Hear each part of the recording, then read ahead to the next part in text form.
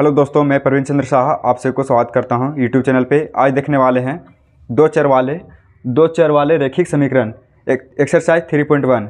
आज इसके बारे में बात करने वाले हैं। पूरा बेसिक से लेके जाएंगे। जैसे कि पिछला क्लास में द्विघात समीकरण का बेसिक से लेकर पूरा उसका सारा चैप्टर एक्सरसाइज 4.1 से लेकर 4.4 तक पूरा कंप्लीट करा दिए थे। आज इसका भी इसी तरह सारा क्वेश्चन सॉल्व कराया जाएगा। आज इसका बात किया जाए, आज इसका कहाँ कहाँ यूज होता है, मतलब कौन कौन से टॉपिक में पूछा जाता है, तो देख सकते हैं। अर्थमेटिक प्रोग्रेशन, त्रिभुज, त्रिकोणमिति और निर्देशक ज्योमेट्री और अनुप्रयोग, ये सभी सारे चैप्टर में पूछा जाता है। समीकरण क्या होता है इसके बारे में, इसलिए ये टॉपिक बहुत रिलेटेड है सारे टॉपिक से, इसलिए इसको थोड़ा अच्छे से देख लीजिएगा। और वह बेसिक से आते हैं और हम लोग क्या क्या पढ़ना है इसके बारे में पहले जान लेते हैं कि हम लोग को क्या क्या पढ़ना है। तो जैसा कि पहला में क्या निकालना है, पहला में क्या निकालना है, तो यहाँ पे विलोपन विधि से समीकरण हम लोग को निकालना है।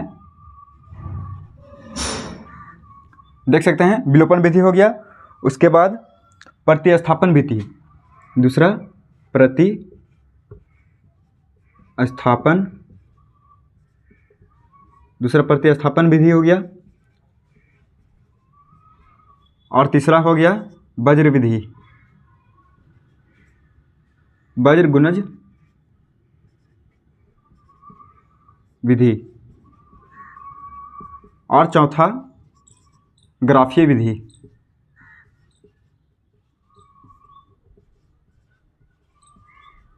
ये सारे टॉपिक मतलब इसे हम लोग को निकालना है दो चर वाले रैखिक समीकरण को कि कैसे इसका निकाला जाता है।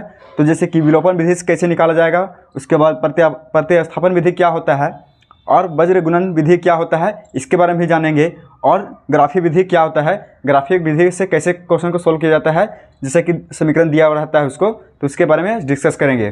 तो आते हैं आज का पहला क्वेश्चन पे। यदि आप लोग चैनल पे न्यू आए तो प्लीज़ वीडियो को लाइक, शेयर एंड सब्सक्राइब करना भूलें। अब आते हैं आज का पहला प्रश्न क्या है इसके बारे में जानते हैं। यदि आप लोग ठीक है, आते हैं इसका पहला प्रश्न। देख सकते हैं इसका काफ़ी इंपॉर्टेंट है क्योंकि सारा ही टॉपिक में इसका अधिकतर पूछा जाता है। अर्थमेटिक प्रोग्रेशन में भी इसका यूज है, इसलिए इसको थोड़ा अच्छे से देख लीजिएगा। तो जैसे कि इसका पहला प्रश्न है, और बात किया जाए कि इसमें क्या क्या होता है, तो असंगत भी होता है और क्या क्या होता है इसके बारे में जानते हैं। उससे पहले जान लेते हैं कि क्या चर मान, ये भी जानना जरूरी है। चर मान क्या होता है, चर मान और अचर मान।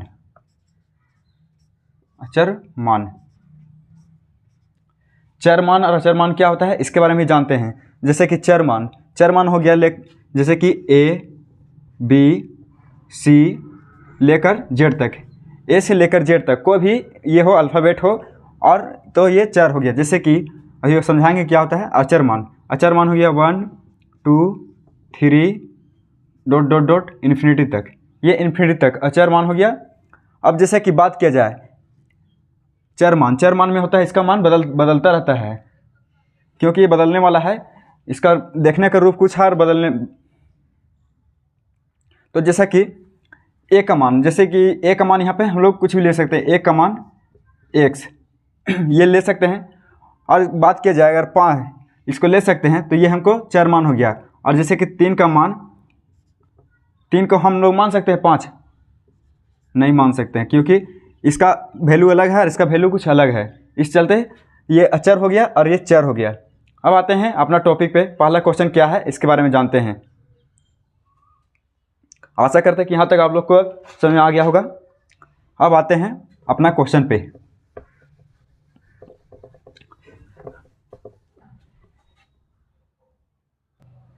जैसा कि पहला क्वेश्चन हम लोगों का है, क्या है पहला क्वेश्चन, जैसे कि पहला क्वेश्चन है आफ्ताब अपनी पुत्री से कहता है 7 वर्ष पूर्व मैं तुमसे 7 गुनी आयु का था। आफ्ताब कहता है अपनी पुत्री से कि 7 वर्ष पूर्व मैं तुमसे 7 गुनी आयु का था। अब से 3 वर्ष बाद आपसे 3 वर्ष बाद तुमसे केवल 3 गुनी आयु का रह जाऊंगा। इस स्थिति को बीजगणितीय एवं ग्राफीय रूप में व्यक्त करें। मतलब इसका भी ग्राफीय और बीजगणितीय रूप में व्यक्त करना है और हम लोग को सॉल्यूशन करना है। तो जैसा कि इसका सॉल्यूशन करते हैं, जैसा कि हल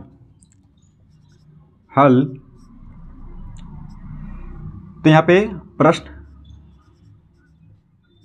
के अनुसार प्रश्न के अनुसार ये लिख सकते हैं, जहाँ या प्रश्न अनुसार ये भी लिख सकते हैं। जैसा प्रश्न बोले वैसा करना है। तो जैसा कि क्या है,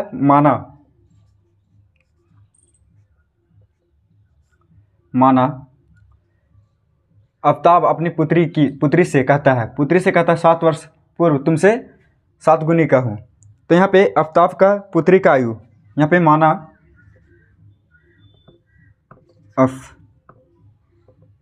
आफ्ताब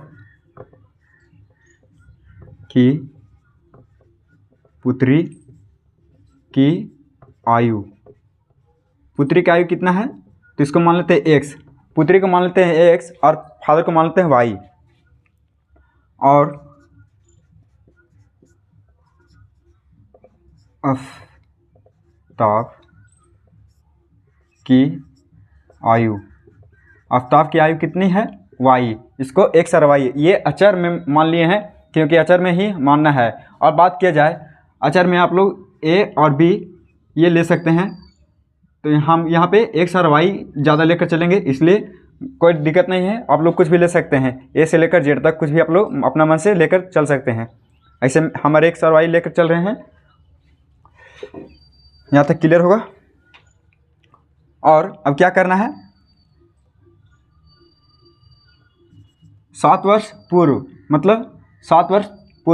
मतलब माइनस में 7 वर्ष पहले, तो x - 7 = y - 7 ये हो गया। तो यहाँ पे देखिए x और y किसको माने, उसका पिता को। तो y इसका पिता हो गया, इधर इसका पिता के साइड हो गया, और ये x उसकी पुत्री का साइड हो गया। तो ये अभी बराबर है, बराबर तो नहीं है, क्योंकि यहाँ क्या बोला है कि 7 वर्ष पूर्व मैं तुमसे 7 गुना बड़ा था, मतलब 7 वर्ष पूर्व। तो इसमें 7 से इंटू करेंगे तो ही ना बराबर होगा। तो यहाँ पे 7 से इंटू कीजिए यहाँ पे, क्योंकि पुत्री वाला है। तो यहाँ पे 7x - 49 = y - 7 ये हो गया। अब इसको लिख सकते हैं, क्या लिख सकते हैं, 7x इसको इधर भेजेंगे तो -y = यहाँ पे प्लस हो जाएगा, तो 49 में 7 जाएगा, कितना हो जाएगा, 42। ये हो गया समीकरण 1। देख सकते हैं यहाँ तक क्लियर। अब आते हैं 3 वर्ष बाद। 3 वर्ष बाद का मतलब कि 3 वर्ष बाद क्या बोल रहा है कि अब से 3 वर्ष बाद तुमसे केवल 3 गुना ही रहता हूँ। 3 वर्ष बाद मतलब कि प्लस में हो गया। तो यहाँ पे x + 3 और y = y + 3 ये हो गया। अब 3 वर्ष बाद, ये तो इसकी पिता का आयु है और ये पुत्री का, तो इसमें 3 साल तभी नहीं बराबर होगा। तो इसमें 3x + 9 = y + 3 ये हो गया। अब इसमें घटाइए 3x, ये माइनस इधर आ जाएगा y। अब इसमें 9 में 3 जाएगा, कितना बचेगा, 6 = 6। इसको इक्वेशन 2 मान लेते हैं। अब समीकरण 1 और 2 आ गया यहाँ पे। अब इसी से हम लोग का ग्राफीय और बीजगणितीय विधि इससे सॉल्व करना है। तो जैसा कि इसको समीकरण 1 और समीकरण 2 को एक साइड में लिख लेते हैं, ताकि लंबा क्वेश्चन है, थोड़ा बनाने में दिक्कत है, मतलब लंबा जाएगा, इस चलते इसको मिटा लेते हैं। और x और y का मान मतलब समीकरण 1 और 2 लिख लेते हैं ऊपर पे। समीकरण 1 कितना दिया हुआ है, 7x - y = 42 ये हो गया समीकरण 1। और 3x - y = 6 इसको समीकरण 2 ये हम लिख लिए हैं। इसको मिटाते हैं। अब क्या करना है बताइए। अब कुछ नहीं करना है, लेना समीकरण 1। समीकरण 1 से समीकरण 1 अब यहाँ पे 7x minus y equal to 42, ये हो गया समीकरण 1। अब यहाँ पे एक बॉक्स ले लीजिए,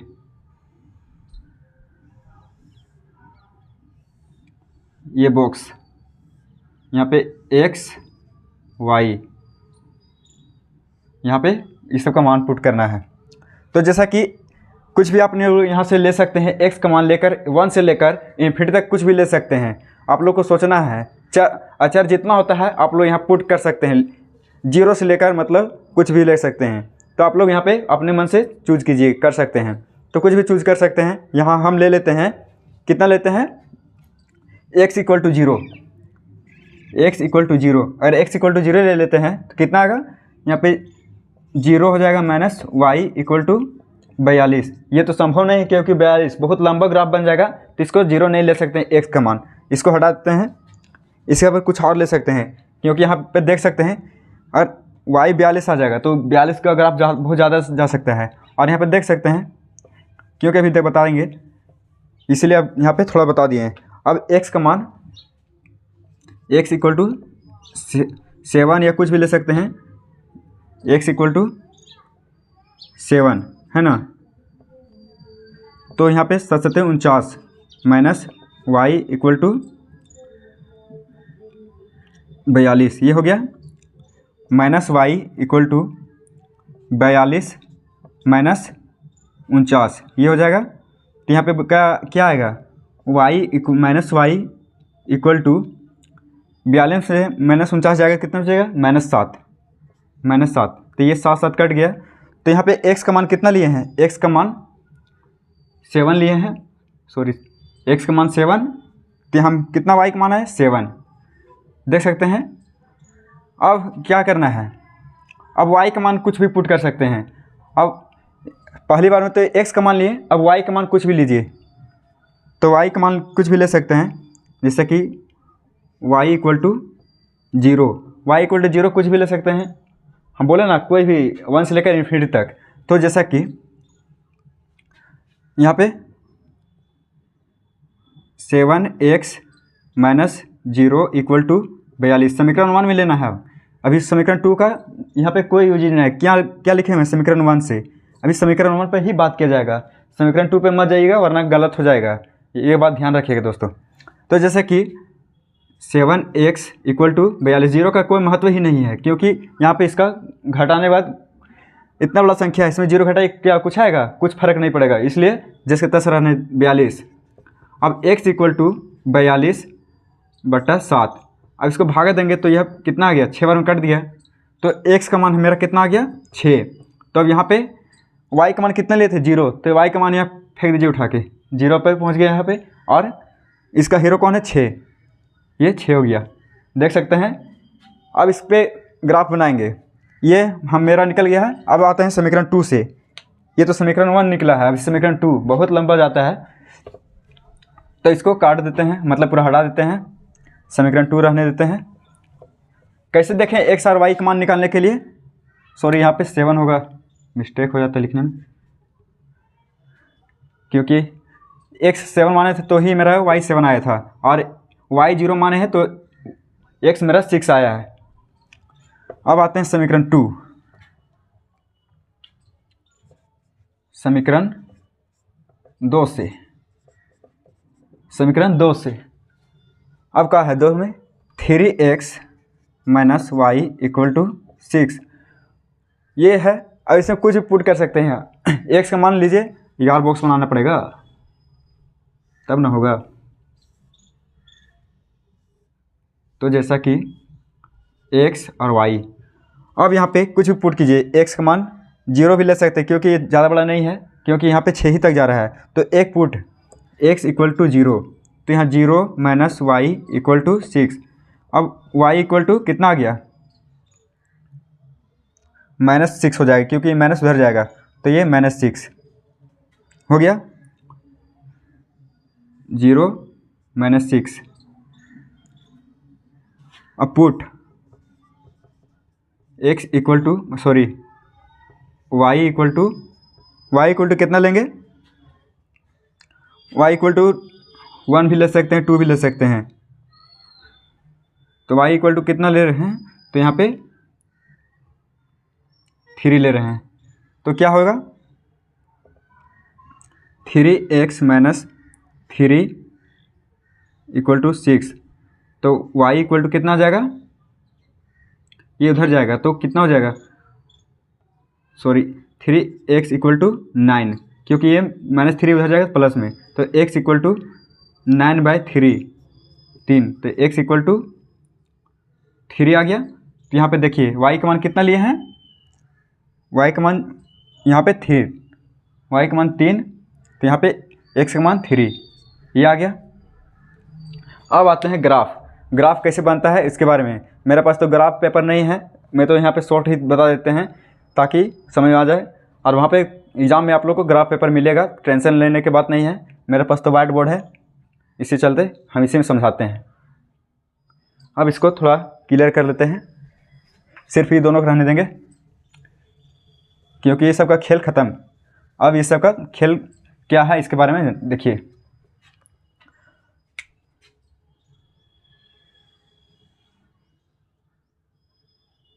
ये हो गया,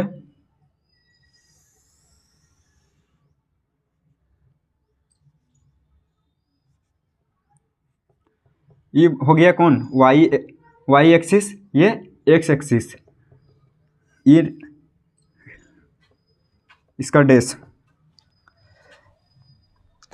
ये हो गया पॉजिटिव इंटीजर, ये नेगेटिव इंटीजर, और ये पॉजिटिव और ये नेगेटिव, इसका मतलब नेगेटिव साइन होता है। तो यहाँ पे ये मूल बिंदु होता है 0, क्योंकि यहाँ पे 0 ये मूल बिंदु होता है। तो यहाँ पे लेते हैं 1 2 1 2 3 4 5 6 7 तक ले लेते हैं। उसके बाद 1 2 3 4 5 6, इसको थोड़ा बढ़ा देते हैं 7, यहाँ तक 7 हो गया। अब इसमें भी -1 -2 -3 -4 -5 -6, ये हो गया। जैसा कि यहाँ तक इतना आ गया है, उधर थोड़ा साउंड बज रहा था, इससे चलते थोड़ा एडजस्ट कीजिएगा दोस्तों। -1 -2 -3 -4 -5 -6 -7, यहाँ तक देख सकते हैं। अब क्या लेना है, x इक्वल टू 7, x का 7, तो यहाँ पे x मेरा 7 यहाँ पे है और y भी 7, तो यहाँ पे ये 7 और 7, ये हो गया। अब यहाँ पे लेना क्या है, x इक्वल टू 6 और 0, यहाँ पे ये हो गया। उसके बाद x इक्वल टू 0 लेना है और y -6, यहाँ पे 0, यहाँ पे -6, ये हो गया। और सॉरी यहाँ पे प्लस हो गया दोस्तों,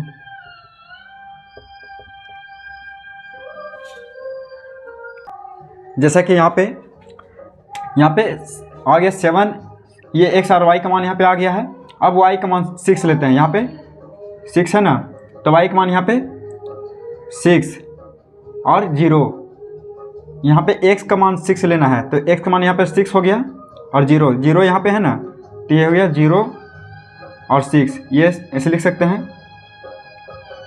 0 इधर y ला हो गया और ये x है। उसके बाद 0 और 6, 0 मेरा यहाँ पे है 6, यहाँ पे 0 6, ये हो गया। और यहाँ पे 3 3 यहाँ पे,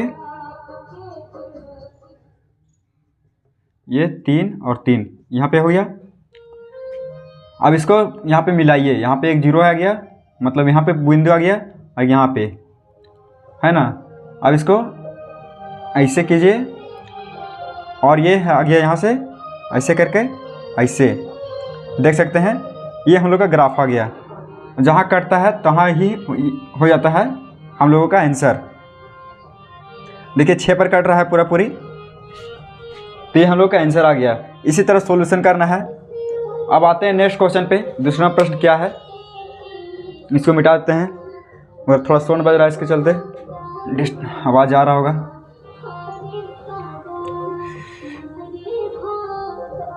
आते हैं दूसरा प्रश्न पे। आप लोग उधर मत जाइए, आवाज़ पे मत जाइएगा। अब आते हैं दूसरा प्रश्न पे क्या है। यहाँ तक तो क्लियर होगा, कोई दिक्कत नहीं है। अब आते हैं नेक्स्ट। जैसा कि दूसरा प्रश्न क्या है, दूसरा प्रश्न एनसीईआरटी का सारा सॉल्यूशन है, सारा बुक का सॉल्यूशन करवा रहे हैं। जैसा कि क्रिकेट टीम का एक कोच ने 39 रुपये में 3 बल्ले तथा 6 गेंद। एक कोच है जो कि 39 रुपये में 3 बल्ले तथा 6 गेंद खरीदता है। बाद में उसे एक और बल्ला तथा उसी प्रकार की 3 गेंदें 1300 रुपये में खरीदेगी। इसी स्थिति को बीजगणितीय तथा ज्योमेट्रीय रूप में व्यक्त करें। बीजगणितीय तथा ज्योमेट्रीय रूप में व्यक्त करना है। एक कोच है और कोच क्या करता है कि 39 रुपये में 3 बल्ला और 6 गेंद खरीदता है, और फिर उसने एक और बल्ला उसी प्रकार के 3 गेंद 1300 रुपये में खरीदता है। तो इसका बीजगणितीय और ज्योमेट्री निकालना है। तो कैसे निकलेगा, सेम प्रोसेस से करना है। मानना पड़ेगा x, क्योंकि x और y चर और अचर। तो यहाँ पे चर मेरा क्या हो जाएगा, x और y लेना के लिए बताए हुए हैं। आप लोग कुछ ही मान सकते बोल दिए हैं। तो जैसा कि माना, पहले हल,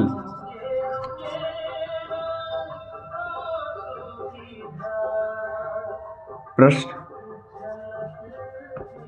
अनुसार, माना प्रश्न अनुसार क्या दिया हुआ है, इसका थोड़ा सेटअप कर लेते हैं। ये हो गया। माना प्रश्नानुसार, माना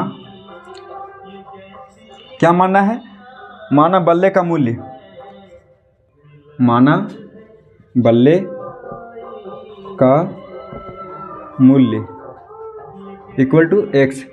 बल्ले का मूल्य मान लिए x, और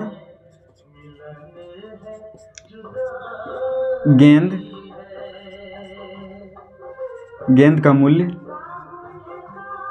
इक्वल टू y। गेंद का मूल्य y मान लिए हैं। ये इतना तक क्लियर हो गया होगा। और क्या बोला है, तीन बॉल को क्या माने हुए हैं x, 3x प्लस, और गेंद को माने y। तो यहाँ पे 6y इक्वल टू कितना खरीदता है, 3900। देख सकते हैं यहाँ पे 3900। ये समीकरण 1 हो गया है ना। अब आते हैं, और क्या खरीदा है 1300 रुपये में। उसी प्रकार 3 गेंदे और एक बल्ला और 3 माने 3 गेंद खरीदा हुआ है। तो क्या होगा, इसको लिख सकते हैं, और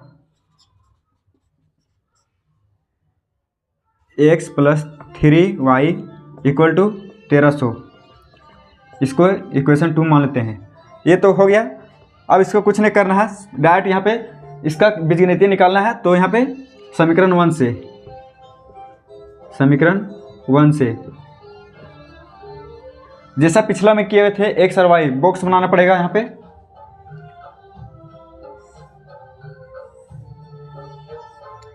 ये बॉक्स में आप लोग को मिठाई मिलेगा, खा लीजिएगा। यहाँ पे जैसा कि हो गया। अब यहाँ पे x और y का मान क्या लेना है समीकरण 1 से। समीकरण 1 में क्या करना है, तो जैसा कि अब यहाँ पे जैसा कि यहाँ तक हो गया है, यहाँ तक क्लियर होगा। काफ़ी लंबा जा सकता है, इसको थोड़ा छोटा कर लेते हैं। ये हो गया ना, तो इसको पहले सॉल्यूशन करते हैं। समीकरण 1 क्या है, 3x 6y equal to 3900। Put कीजिए, क्या पुट कीजिएगा x और y का मान। पुट समीकरण 1 यहाँ पे लिख लीजिएगा दोस्तों। समीकरण 1 से पुट x इक्वल टू क्या पुट कीजिएगा, एक्स इक्वल टू क्या पुट कीजिएगा, 0 या कुछ भी ले सकते हैं। क्या लीजिएगा सोचिए, क्या पुट करें, एक्स इक्वल टू बताइए आप लोग। जैसा कि एक्स इक्वल टू 0 ले लेते हैं, पुट एक्स इक्वल टू 0, तो यहाँ पे 0 प्लस 6y इक्वल टू 3900, ये हो गया 6y इक्वल टू 3900, ये हो गया y इक्वल टू 3900 बटे 6। इसको भागा देंगे तो कितना बार में कटेगा 6 6 36, इसको भागा देते हैं 3900 बटे 6, 6 6 36 और ये कितना बचा 3 और 0, 6 25 30, ये हो गया 650। तो यहाँ पे x का मान 0, तो यहाँ पे 650, y का मान 650 अपने आप आ गया, देख सकते हैं ये y का मान आ गया। अब यहाँ पे एक बार y का मान कुछ ले सकते हैं अपने मन से, सोचिए कुछ भी डाल सकते हैं आपकी मर्जी है। 3x plus 6y equal to 3900, y equal to क्या लेना है, y इक्वल टू 0 ले लीजिए, चाहे कुछ भी ले सकते हैं, 2 ले लीजिए, चाहे कुछ भी ले सकते हैं, 0 ही ले लेते हैं, आसान पड़ेगा। 3x plus 0 equal to 3900, 3x equal to 3900, यहाँ तक तो क्लियर होगा, देख सकते हैं। उसके बाद x इक्वल टू 3900 बटे 3, तो x इक्वल टू 13 3 39 होता है दोस्तों, 1300 यहाँ पे आ जाएगा 1300। y का मान कितना लिए थे 0, तो यहाँ पे आ गया मेरा हीरो कितना 1300, ये 0 का हीरो है 113। अब इसी तरह समीकरण 2 का, समीकरण 2 बचा 1300 था ना,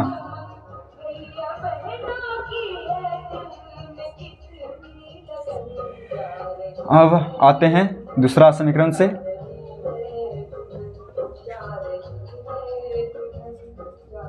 समीकरण 2, समीकरण 2 में क्या है, x plus 3y equal to 1300। अब x इक्वल टू कुछ भी ले सकते हैं, लीजिए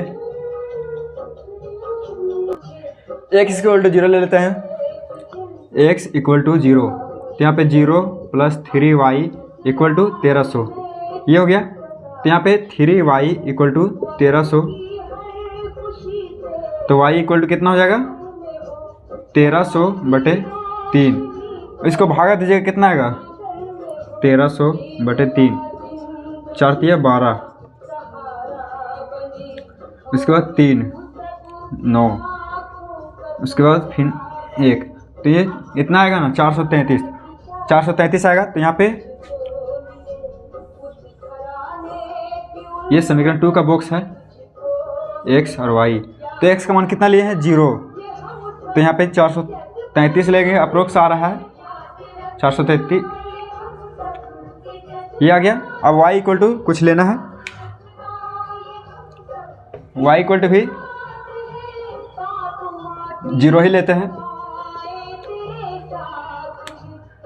y इक्वल टू 0, तो यहाँ पे x plus 3 into 0 equal to 1300, यहाँ तक तो क्लियर होगा। अब यहाँ पे इसका हीरो कौन है इसके बारे में पता कीजिए। तो जैसा कि x प्लस यहाँ पे 0, 3 को किसी भी 0 से किसी अंक को गुना कीजिएगा तो 0 ही नहीं आएगा, तो इसलिए 0 जिसका जैसा संगत वैसा असर पड़ता है। तो यहाँ पे 0 इसका दोस्त है तो 0 बना दिया इसको, तो इसको 0 हो गया, तो यहाँ पे 1300 डायरेक्ट उतार दीजिए, तो x इक्वल टू 1300 आ गया। y का मान कितना लेते हैं 0, तो y का मान यहाँ पे 0 एक बार लेना है और यहाँ पे 1300 डायरेक्ट आ जाता है, ये हो गया। अब इसको हटा देते हैं, इस सब का कोई काम नहीं है, जब तक काम था तब तक इन लोग का रखिए, बाकी बात भगा दीजिए इन लोग के, काम बनता भाड़ में जाए जनता, ये यहाँ पे लॉजिक लग गया, अपना काम बनता भाड़ में जाए जनता। तो जैसा कि ग्राफ,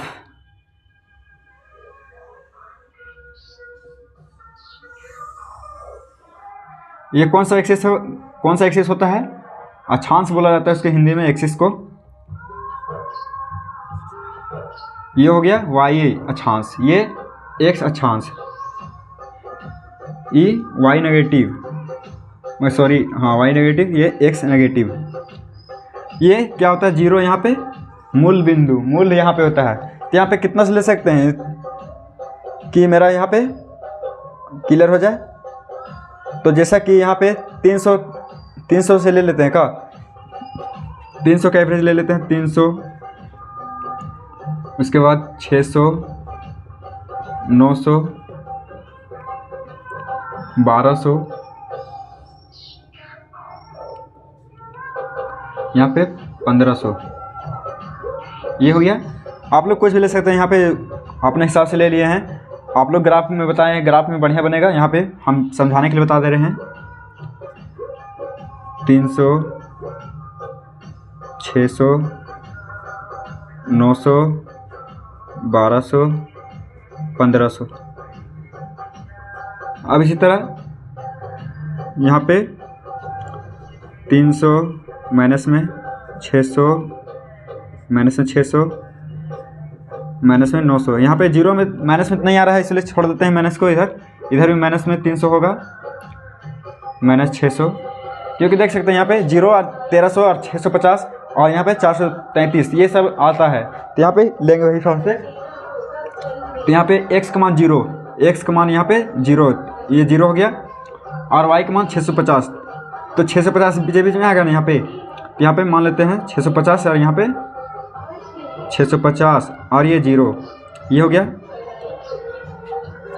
ये y अक्षांश है, तो यहाँ पे y ऊपर में, यहाँ पे x हो जाएगा क्योंकि x दाहिना साइड में है।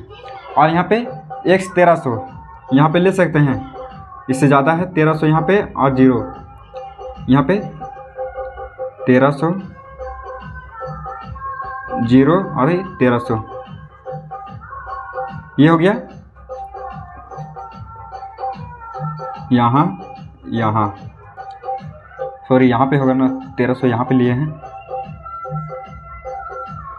अब क्या करना है, x यहाँ पे 0 लेना है। दूसरा अक्षांश मतलब दूसरा समीकरण था, तो इसमें x 0 लेना है। तो x यहाँ पे 0 लीजिएगा, और y 433 यहाँ पे आएगा। 400 मतलब 300 से ऊपर है, तो यहाँ पे 433 ले लेते हैं, अप्रोक्स मान लेते हैं। 433, 0, ये हो गया। अब यहाँ पे y 0 और 1300 यहीं पे रहेगा। तो इसका ग्राफ कैसे बनेगा, देखिए ये ऐसे जाएगा पूरा सॉलिड, ऐसे जाएगा, सॉरी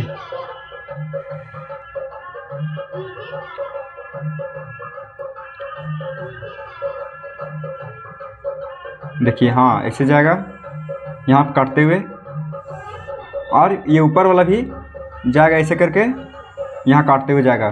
देख सकते हैं ये ऐसा ग्राफ बनेगा। ये तो थोड़ा टेढ़ा लाइन हो गया, आप लोग स्केल का यूज कीजिएगा तो आप लोग का यहाँ पे सॉलिड जाएगा। इस चलते टेंशन न लीजिए, यहाँ समझाने के लिए बता दिए कैसे निकलता है एक्स और वाई। आप लोग तो यहाँ तक क्लियर होगा। आशा करते हैं कि आज का सेशन अच्छा लगा होगा। मिलते हैं नेक्स्ट वीडियो पे। आज के लिए इतना ही, क्या आज थोड़ा डिस्टर्बेंस चल रहा है, उधर साउंड बज रहा है, इसके चलते थोड़ा साउंड जा रहा होगा उधर, इस चलते। अब मिलते हैं नेक्स्ट वीडियो पे कल। इसका 3.2 देखेंगे और आसानी तरह से किसको कैसे निकाला जाता है, उसका प्रोसेस क्या है, इसके बारे में जानेंगे। यदि आप लोग चैनल पर नहीं आए तो प्लीज़ वीडियो को लाइक, शेयर एंड सब्सक्राइब करना भूलें। और द्विघात समीकरण का सारा टॉपिक मतलब वहाँ पे डाला हुआ रहेगा डिस्क्रिप्शन पे, और वहाँ से आप लोग देख सकते हैं। और टेलीग्राम पे भी आप लोग हमको मैसेज कर सकते हैं, वहाँ पे भी आप लोग का जवाब दिया जाएगा, अन्यथा कमेंट करके भी बता सकते हैं। यहाँ तक तो इसका क्लियर हो गया।